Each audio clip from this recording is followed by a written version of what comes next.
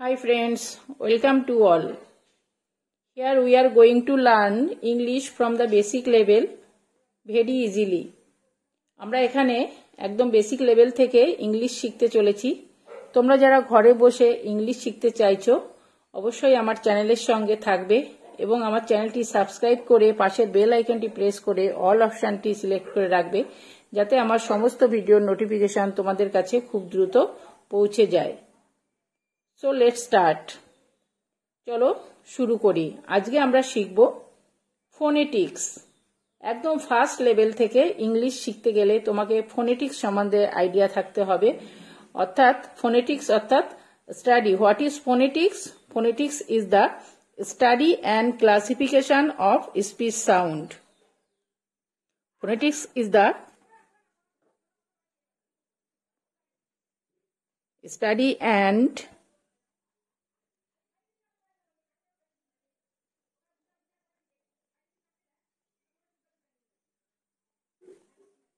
study and classification of speech sounds.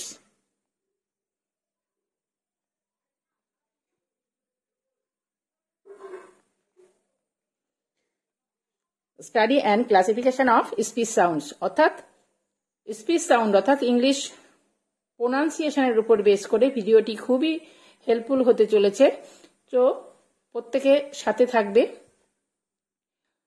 You know that there are 26 letters in English. তোমরা জানো যে ইংলিশে 26টি letter আছে।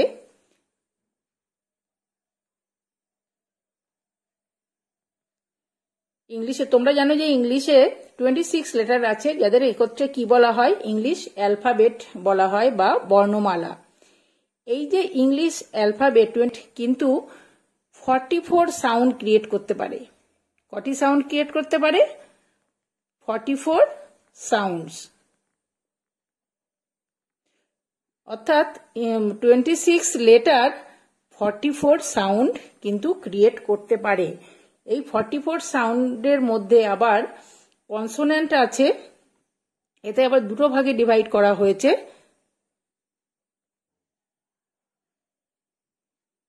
অর্থাৎ ভাওয়েল সাউন্ড আছে,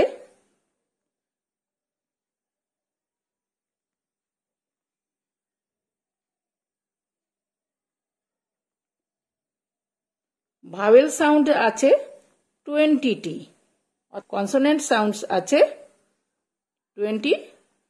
24 হচ্ছে কনসোনেন্ট সাউন্ডস।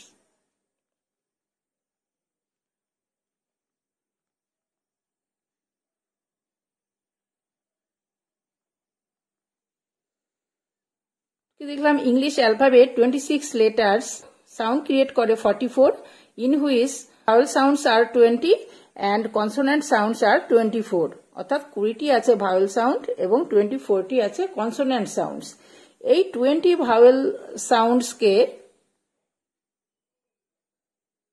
দুটি ক্যাটাগরিতে ডিভাইড করা হয়, মনোফথং অ্যান্ড ডিপথং।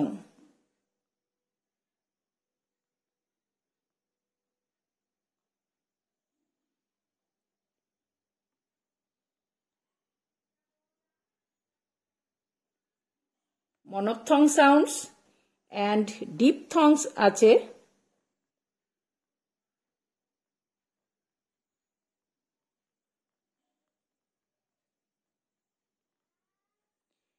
ডিপথংস আছে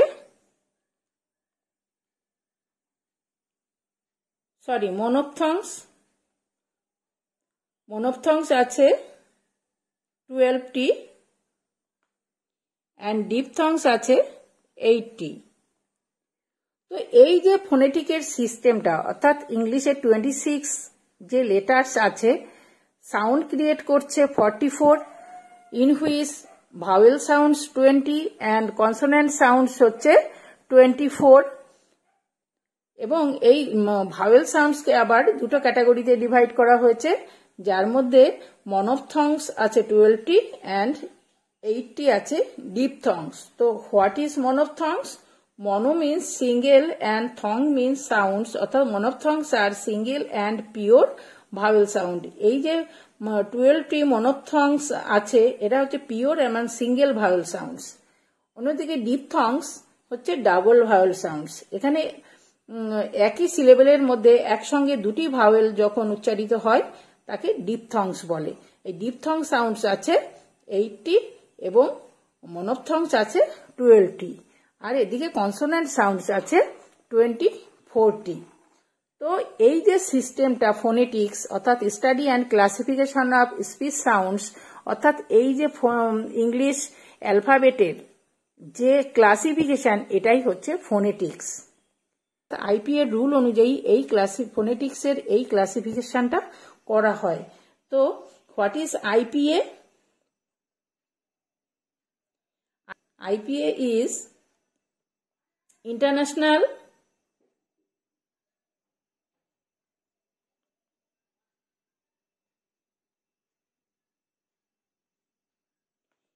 Phonetic Alphabet।